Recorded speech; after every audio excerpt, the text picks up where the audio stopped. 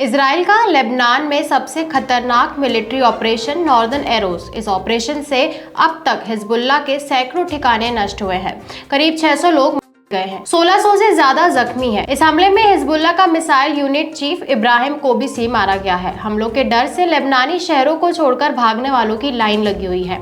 हमारी आज की रिपोर्ट भी इसी विषय पर है, तो आइए जानते हैं इस ऑपरेशन के बारे में विस्तार से। नमस्कार, मैं सिमरन शर्मा स्वागत करती हूं आपका यूबी न्यूज में, जहां हम न सिर्फ खबरें लाते हैं बल्कि उसका बारीक और सटीक विश्लेषण भी करते हैं। इजरायली डिफेंस फोर्स यानी कि आईडीएफ के chief of staff major general Herzi Halevi ने लेबनान पर चल रहे ताबड़तोड़ हमले का नाम नॉर्दर्न एरोस ऑपरेशन नाम रखा है। क्यों? ये उत्तर दिशा में हो रहा है। इस हमले में अब तक लेबनान में करीब 600 लोग गए हैं, तो वहीं 1600 लोग जख्मी हैं। कई हिजबुल्लाह लीडर्स भी।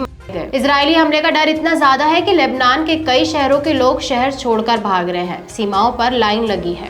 इजरायली फाइटर जेट्स ने हिजबुल्लाह के लॉन्चर्स, कमांड पोस्ट, घरों जिसमें लड़ाके छिपे हैं, हथियार डिपो का टारगेट बनाया है, खासतौर से दक्षिणी लेबनान और बेका वैली का बड़ा इलाका। हिजबुल्लाह के करीब 1600 टारगेट्स पर इजराइल ने आसमानी हमले किए। बेरूत में भी इजरायली फाइटर जेट्स ने ताबड़तोड़ हमले किए, जिसमें हिजबुल्लाह का सीनियर लीडर अली कराकी वह जिस इमारत में रहता था उसे इजराइल ने पूरी तरह से गिरा दिया। कराकी हिजबुल्लाह के इब्राहिम आकिल की जगह लेने वाला था। आकिल हिजबुल्लाह के राडवान फोर्स का कमांडर था, जो बेरूत में एक इमारत की बेसमेंट में गया।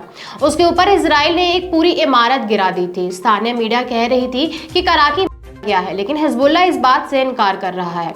कहा जा रहा है कि कराकी ठीक ठाक है। इजरायली हमले में अब तक हिजबुल्लाह के कई बड़े कमांडर जाने का दावा किया जा रहा है।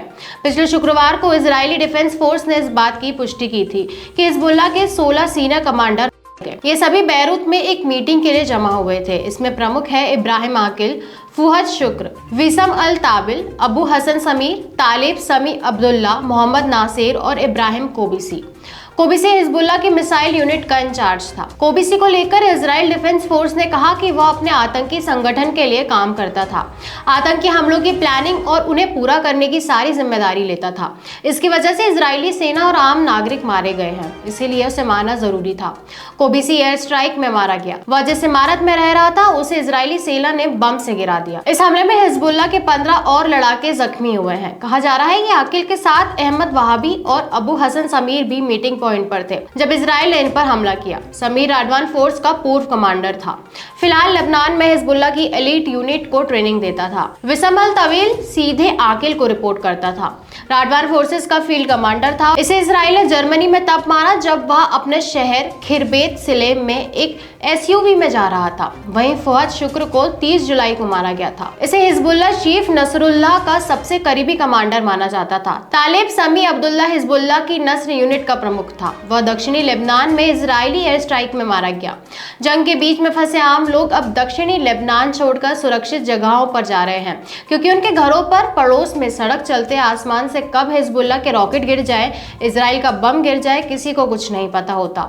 लोगों को डर है कि कहीं इजरायली सेना ने जमीन से हमला किया तो मुसीबत और बढ़ जाएगी। तो ये थी हमारी आज की एक खास रिपोर्ट। आपको ये कैसी लगी हमें कमेंट बॉक्स में जरूर बताएं। वीडियो को लाइक और शेयर करें, साथ ही चैनल को सब्सक्राइब जरूर करें। यूबी न्यूज आपके लिए लाता रहेगा देश विदेश से जुड़ी ऐसी और खबरें। तब तक के लिए धन्यवाद।